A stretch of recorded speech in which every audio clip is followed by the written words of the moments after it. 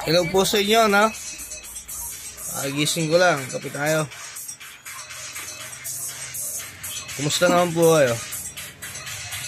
Wala, nadalang ng aking upload kasi nga nabisi na rin sa trabaho. Ang trabaho. Eto, ligo muna ka. So, ayun na nga po, no, pagtayo ko, ito na yung tupag ko. Kinuha ko yung dalawang kapote kasi nga minsan naabutan tayo ng ulan. Trabaho nga pala natin ngayon ay isang food and delivery rider. Yun. At the same time, parang taxi rider na rin. Kung nakikita nyo, parang nagagalit si nanay dyan, pero ganyan lang talaga siya maglambing sa amin. Kinukurot yung tag-iirang ko. Ayan, nilalambing din niya yung anak namin si Shania. Yung bunso namin anak. Apo niya. Habang ako busy ako sa pagtutupi ng aking kapote, sinusutil din niya pati yung apo niya. Akala ko nga dyan, hindi na ako susutilin at papasok mo sa loob ng bahay. Pero bigla, nilapitan na naman niya ako. Yan, oh. Tapos kinaldinan naman niya ako. At nang maayos ko na nga yung mga kapote, ito naman yung inisikas ko, yung GB box ko.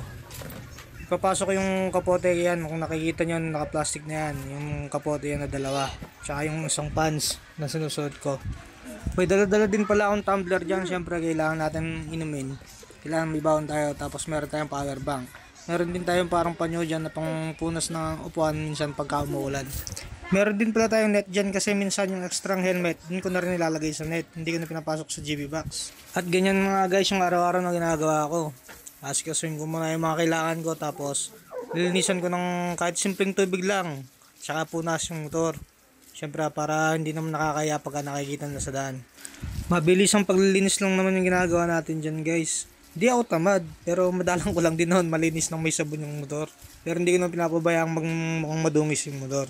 Siyempre kailangan natin yan, araw-araw natin pinangtatrabaho yung motor. Siyempre kailangan din yung malinis. At nakaabot na rin tayo sa parting harapan. Ito, malapit na tayo matapos dyan. Siyempre pagkatapos natin malinisan yung motor, tayo naman mag-aasikas ng ating sarili. Kaya, ito na. So yun na nga, nakaligo na tayo, no? Ibibase lang tayo sandali. Mga poster ko, laglag na. Kasama ko pala si Mrs. Araw-araw kami lagi sabay papasok. Depende pag may nag-day off ako gano'n. Minsan di ko siya naisasabay. Pero madalas sabay yung day off namin. Sasabayan ko na day off. So bis lang ako guys. Kung usapang day off naman tayo, ako wala naman akong pinipiling day off kasi pwede ko naman trabahuin simula Lunes hanggang Linggo eh.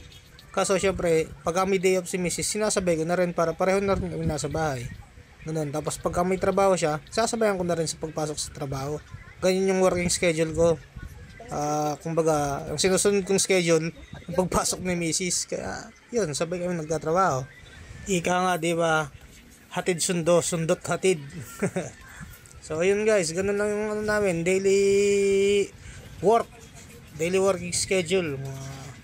Tapos, paminsan-minsan, nagkaka-day off. Yun, day off siya, day off ako. Day off namin dalawa.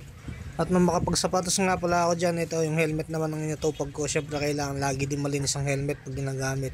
Lalo na pagka yung ibang customer, gagamitin nila. Nilalagyan pa ng pabango para hindi nakakaya. Baka mag-amoy maasim o kaya mag-amoy paa, mabantot. Pero lagi kong nililinis yan, hindi naman nangyayaring ganun. Kahit maulan na yan, minsan madalas pala binibilad ko yan. Kahit yung sariling helmet ko. Pero hindi ko sarili pala yan. Hiniram ko lang dahil wala pa akong helmet na yung anong tawag dito. Yung half piece kasi yung isa eh. Ito yung full face na tinatawag. Ayun, pati yung sa akin syempre kailangan mabango. Tapos punas-punasan din natin para medyo makinang ng konti. Yan guys, ganito lang ginagawa ko. So yun na nga guys, naihatid na natin pala si Mrs. dito. Mabilis ang ano lang din ito. Pero tayo, lalagarin na tayo sa daan. Syempre maghihintay ng kung anong order sa atin. Tapos syempre kailangan lagi tayong nananalig sa taas dahil siya lang kasangga natin lagi. Hingi tayo ng blessing sa kanya at magpapasalamat palagi. So guys, hanggang dito na muna yung video natin. Putulin ko na muna. So see you on the next one na lang ha. So peace out. Bye bye.